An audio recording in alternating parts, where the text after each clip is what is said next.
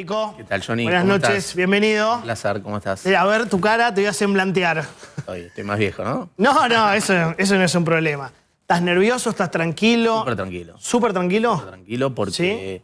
y esto lo hablamos en muchas ocasiones, ¿no? Nos preparamos para este momento. Digo, ¿Sabías que...? Hay una serie de factores, claramente sabíamos que cercano a las elecciones la oposición iba a querer atacar lo que está haciendo con el ancla fiscal y todo proceso electoral trae incertidumbre, con lo cual sistemáticamente fuimos haciendo una serie de pasos para llegar de la mejor manera posible con macrofundamentos muy fuertes. El superávit fiscal, no hay emisión monetaria, y esto es importante para entender por qué esta vez es diferente y por qué es sostenible esta venta del Banco Central. ¿Te acordás que ya había pasado, no algo así? Por eso tuvimos esta misma discusión, no discusión, pero vos me decías, tranquilo que esta vez es diferente porque hay superávit comercial y fiscal. Déjame llegar al hilo conductor y vamos a entender bien esta parte. Entonces, el superávit fiscal, no hay emisión monetaria, el Banco Central está recapitalizado. En enero, Finanzas hizo una extensión de vencimientos de deuda del Tesoro.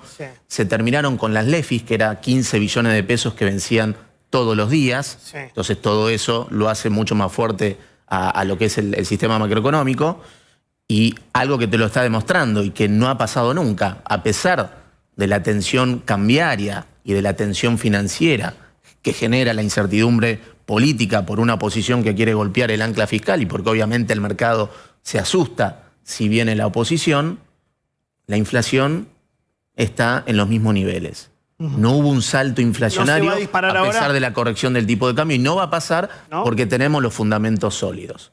Entonces, y acá algo que es muy importante entender.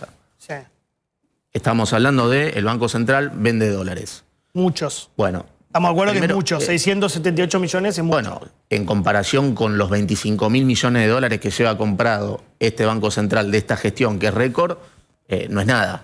¿Hay poder de fuego? Hay munición de sobra. Munición de sobra. Por eso se capitalizó al Banco Central. Pero esto no solamente tiene que ver con la munición en dólares, sino por lo que te explicaba. La cantidad de pesos que hay en la economía, y esto es lo que es diferente respecto a todas las otras veces, está fija, y está fija en un nivel ridículamente bajo. Hoy la base monetaria, la cantidad de pesos que está dando vueltas, es 5 puntos del producto, cuando en condiciones normales de presión y temperatura, eso es 9 o 10 puntos del producto. Entonces, imagínate que vos acá tenemos dos torres, el Banco Central.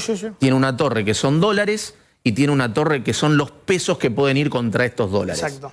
Cuando el Banco Central, en el techo de la banda, como está sucediendo ahora, vende dólares, va vendiendo dólares, primero partimos de la base que hoy la cantidad de dólares es mayor que todo el circulante de la economía. Mirá si no hay poder de fuego al tipo de cambio del techo de la banda. Segundo, cuando vende dólares, va bajando la torre de dólares y va bajando la torre de pesos. Se le va quedando que la torre de pesos y la chupa el central y muere. Y la torre de pesos ya está en un nivel ridículamente bajo por todo el orden monetario que fuimos haciendo. Se llama absorber pesos. Por toda la absorción de pesos que se fueron haciendo. Entonces, eso es lo que te pone el límite. ¿Por qué? Mientras vas vendiendo dólares y chupando pesos... Es una pulseada entre pesos y dólares. Pero fíjate la diferencia. Esto, que ya estaba en un nivel ridículamente bajo, no puede bajar mucho más. ¿Por qué? ¿Qué? ¿Vamos a volver a una economía de trueque? Vas a ir vos a la panadería a comprar y vas a llevar un sillón. La torre, no hay más dólares, no hay más pesos. Vos estás con la torre de los pesos, yo te llevo la torre de los dólares. ¿Cuántos dólares tenés? Hoy tenemos de munición, de liquidez, cerca de 20.000 millones de dólares. ¿De libre disponibilidad? De liquidez que se puede usar de munición. Pero no la vas a usar porque en la medida que vas vendiendo, la cantidad de pesos llega a un nivel ridículamente bajo y no vas a ir a una economía de trueque. Y esa es la gran diferencia con todos los procesos anteriores, porque en los procesos anteriores, donde un banco central vendía dólares, ¿qué pasaba? Vendía dólares contra pesos, pero ¿qué pasa? La canilla, la manguera entre el déficit fiscal y la emisión monetaria seguía conectada. Entonces la cantidad de pesos, la cantidad de dólares te bajaba y la cantidad de pesos que pasaba, bajaba y volvía a subir. Eso era lo que... Pero se entiende esta parte. Eso es lo que hacía insostenible. Entonces ahora la cantidad de pesos está fija. Cuando vendés dólares con munición de sobra, puede bajar y no mucho más, porque si no te vas a un nivel ridículamente bajo, que es el capital de trabajo con el que funciona la economía. Lo explicaste claro. Y tercero, hoy en el dólar de 1.450, que es el techo de la banda, es un tipo de cambio real alto, es un dólar alto. Ya quedó vieja el techo de la banda. No, al contrario. Como si ya hoy lo pasó a 1.515. No, pero eso es el contado con liqui. Te estoy diciendo que un dólar de 1.500 es un dólar recontra alto para los fundamentos que tenemos.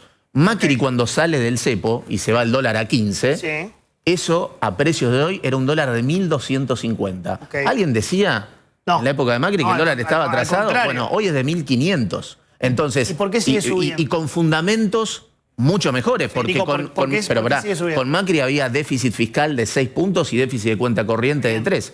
Hoy con mejores fundamentos y un dólar que está en niveles muy competitivos, 1.450 contra los 1.250, además tenés que es un dólar competitivo. Me queda clarísimo. ¿Por qué sigue habiendo presión? Y lo veíamos en el riesgo país. Porque después de las elecciones, el mercado y la gente tiene miedo que vuelva a la posición que siempre fue con el déficit fiscal, la emisión monetaria, el aumento de la pobreza. Hay miedo que vuelva al kirchnerismo en el mercado y en la gente. Y se dolariza. Pero está claro en ese gráfico. En ese gráfico el riesgo país se dispara después de las elecciones, cuando tenés los ataques de la oposición que quiere golpear el ancla fiscal y en la medida que el mercado se asusta porque piensa que no puede continuar en las próximas elecciones presidenciales este modelo. Entonces, eso es lo que asusta.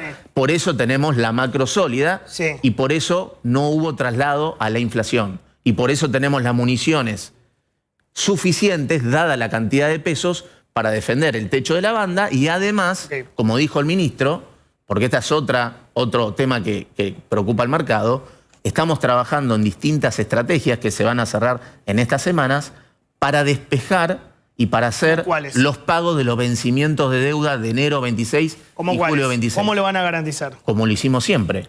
Nosotros pagamos cash todos los vencimientos de deuda porque no tenemos acceso al financiamiento. Por ejemplo, un préstamo de emergencia del Tesoro. No te puedo dar los detalles, pero claramente este es un equipo que de finanzas tiene obviamente experiencia, sobre todo el ministro de Economía. No te puedo dar los detalles porque eso lo maneja el ministro, pero tenemos 3 estrategias que se están generando y que claramente van a despejar el vencimiento de enero 26 de los bonos en dólares y de julio 26. Entonces, yo soy periodista y te lo tengo que preguntar. No me descartás cuando yo te digo puede haber un préstamo de emergencia. ¿Cómo te voy a descartar? No lo descartás.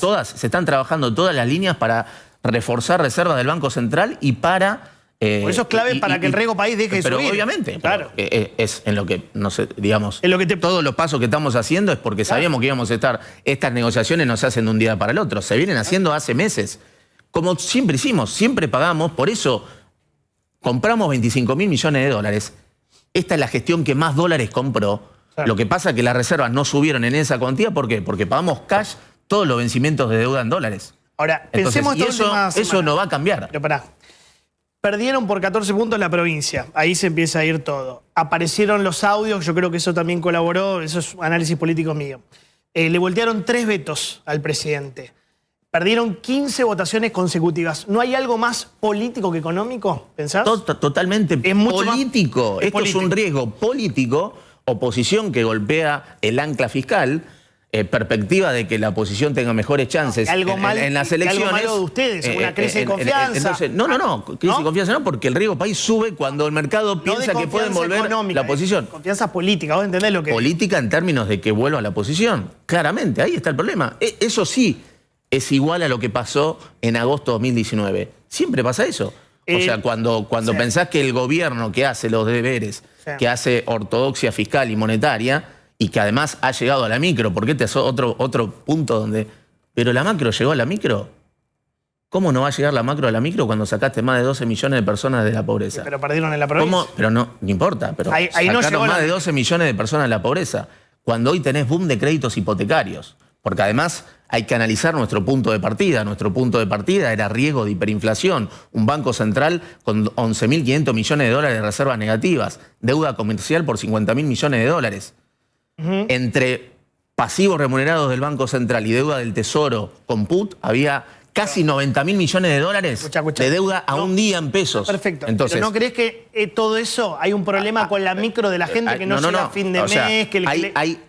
La macro hizo mucho por la micro, porque la macro es el conjunto de la micro. Entonces, 12 millones de personas de la pobreza que salieron, Hoy la gente tiene crédito hipotecario, tiene crédito para una casa.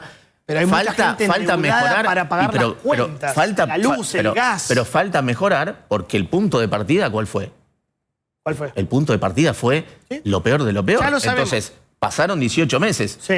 Lo que te dice es que este rumbo, si en 18 meses sacaste 12 millones de personas de la pobreza y pasaste de riesgo de hiperinflación a sacar créditos hipotecarios, significa que este es el rumbo. El rumbo es tener superávit fiscal, cortar la emisión monetaria, honrar las deudas y recapitalizar el balance del Banco Central. Eso está claro. Ahora, cuando hay un contexto político y el mercado y la gente se asusta porque puede venir la oposición que va para el otro lado, ahí se genera la tensión financiera y la tensión cambiaria. Como tenés la macro blindada y tenés el Banco Central fortalecido y los ratios de deuda son muy bajos, bueno, a pesar de este contexto y de la corrección del dólar, en otro contexto la inflación se hubiera ido al 6-7%. Y hoy sigue en la zona de 2%. A Miguel Pichetto, ya que hablas de la oposición, diciendo que ustedes, el Banco Central, vos sos el Banco Central, sos director del Banco Central, no está reaccionando. Después Lucas te quiere hacer una pregunta. ¿Tenés Pichetto para verlo? Dale. ¿Cómo anda todo? ¿Cómo ve todo? Bueno, no lo veo muy bien. Me parece que es obvio que en el plano económico están ocurriendo cosas que no son convenientes. Hay una aceleración en el tipo de cambio, en el dólar, y no vemos que la autoridad del Banco Central tenga lo que tenga que tener para frenar la corrida. Pero bueno, no están teniendo lo que tienen que tener, dice, bueno. Yo te contesto con números, ¿no? O sea, nunca hubo un Banco Central tan fortalecido como en esta gestión, en términos de la cantidad de dólares que tiene después de la recapitalización que se hizo, con estos 20.000 millones de dólares, con lo que hizo el préstamo del fondo, donde el Tesoro recapitalizó al Banco Central, más el ripo que hizo el Banco Central, más lo que compró el Tesoro. Pero vos entendés, pero escúchame, vos entendés la que genera angustia cuando, por más que, sin ser economista, sin la parte técnica, cuando ves que se gastaron 678 millones de dólares, decir, che, ¿qué está pasando? ¿Entendés esa pregunta? Entiendo. Decir, che, epa. Pero después de haber comprado 25.000 millones de dólares, digamos, y estás defendiendo la estabilidad nominal haciendo eso. Y eso lo haces, nominal significa la estabilidad de precios y la estabilidad financiera. Y eso lo haces porque tenés fundamentos. Los fundamentos, tenés superávit fiscal, no tenés emisión monetaria, la cantidad de munición de dólares es más que suficiente dada la cantidad de pesos. Los ratios de deuda son muy bajos, recapitalizaste al Banco Central. Entonces, tenés los fundamentos. El nivel es un nivel 1.500, la salida del cepo de Macri era 1.250. Es un tipo de cambio real que se depreció, que ganó competitividad justamente por hacer bien las cosas. Bueno, porque la corrección del dólar no se fue a inflación.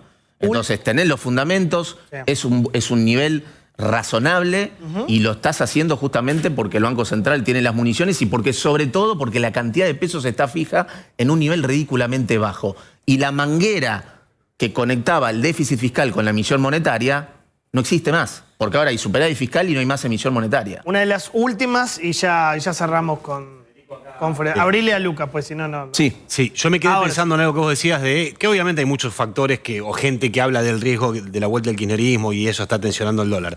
Pero también siento que el dólar empezó a subir antes de que pierdan las elecciones. De hecho, tuvieron que poner una tasa de interés muy alta para que la gente no compra dólares y el riesgo país también se fue después del caso español o antes de las elecciones.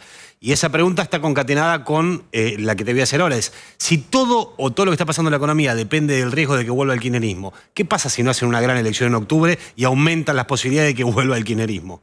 No, la tensión se agudiza después de las elecciones. Está en el gráfico.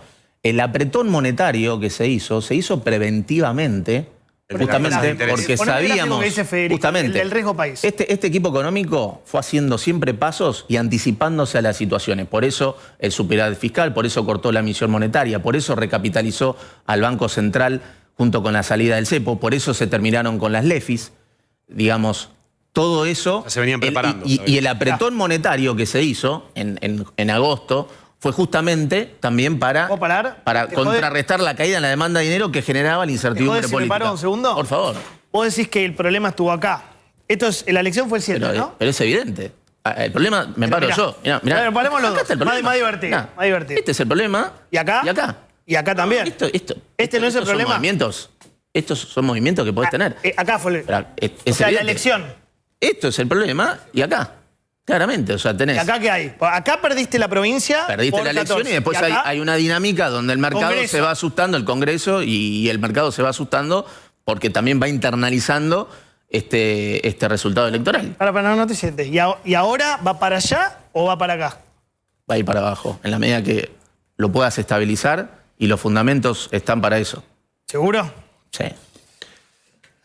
Quedó pendiente lo de octubre, que no terminó de responder. ¿Qué pasa si octubre no es una gran elección? Era la pregunta que le estaba haciendo. Perfecto. ¿Va para arriba o para abajo? Bueno. Si pierde en octubre. Primero que hay tiempo para encauzarlo políticamente. Para recuperar. Sí, tenés casos como el kirchnerismo en el 2009. Tuvo una mala elección en 2009 y después en 2011 sacó el 54% Bueno, porque ahí tuvieron de 2 los años, votos. acá tenés un mes. Por eso, no, esta es una elección de medio término. Después tenés Para tiempo ganar en Exacto. 2027. Y lo importante es que los fundamentos económicos estén sólidos. Cuando vos tenés los fundamentos económicos sólidos, puedes tener temblores, pero eso no te desestabiliza. Bien. Y eso es lo importante. Federico, gracias. Un placer. Veremos el lunes. La última. El lunes puede haber, no sé, 600 millones más. 700. ¿Hay un número para decir, no, hasta acá no vamos a Lo gastar? importante es entender lo que te expliqué. No, Porque eso cuando yo lo vos entendí. vas alargando dólares, cada entendí. vez hay menos pesos Pará. y ya estamos llegando a una cantidad de pesos que estás en el límite de inferior. O sea, va a haber un momento donde ya no va a haber pesos. Exactamente. Van a ganar la y la pulseada. munición de dólares. Y al mismo tiempo estamos teniendo negociaciones para reforzar la munición. ¿Sabés mi preocupación? Que te quedes antes sin dólares. Esa es mi preocupación. No, es imposible que pase. Imposible. Exacto. Bueno. Gracias, Federico. Un placer. Un placer. Gracias a vos. Federico Furias. Dame mi ley.